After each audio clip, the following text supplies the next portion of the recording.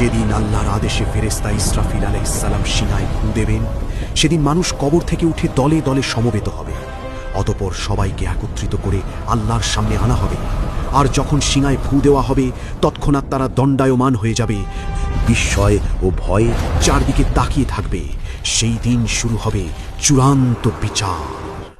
পৃথিবী তার পালনকর্তার নূরে উদ্ভাসিত হবে। আমলনামা স্থাপন করা হবে। পয়গম্বরগণ ও সাক্ষীগণকে আনা হবে এবং সকলের মধ্যে ন্যায় বিচার করা হবে। তাদের প্রতি জুলুম করা হবে না। প্রত্যেকে যা করেছে তার পূর্ণ প্রতিফল দেয়া হবে।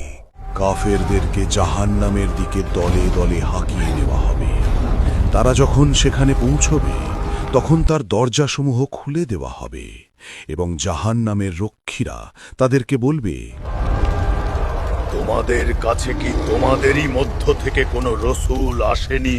তারা তোমাদেরকে তোমাদের পালনকর্তার আয়াতসমূহ পাঠ করে শোনাতো এবং আজকের এই দিনের সাক্ষাৎ সম্পর্কে তোমাদের সতর্ক করত। তারা বলবে, হ্যাঁ, অবশ্যই এসেছিল, কিন্তু আমরা রাসূলের কথা বিশ্বাস করিনি। হায় আফসোস, আমরা যদি শুনতাম, যদি বুঝতাম। কিন্তু কাফেরদের প্রতি শাস্তির হুকুমই বাস্তবায়িত হয়েছে। বলা হবে, তোমরা জাহান্নামের দরজা দিয়ে প্রবেশ করো, সেখানে চিরকাল অবস্থানের জন্য। কত নিকৃষ্ট অহংকারীদের আবাসস্থল। যারা তাদের পালনকর্তাকে ভয় করত, তাদেরকে দলে দলে জান্নাতের দিকে নিয়ে যাওয়া হবে।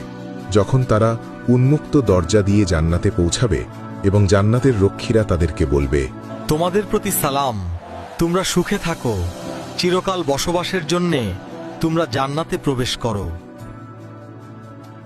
সমস্ত প্রশংসা আল্লাহর, যিনি আমাদের প্রতি তার ওয়াদা পূর্ণ করেছেন এবং আমাদেরকে এই জান্নাতের উত্তরাধিকারী করেছেন। আমরা জান্নাতের যেখানে ইচ্ছা বসবাস করব।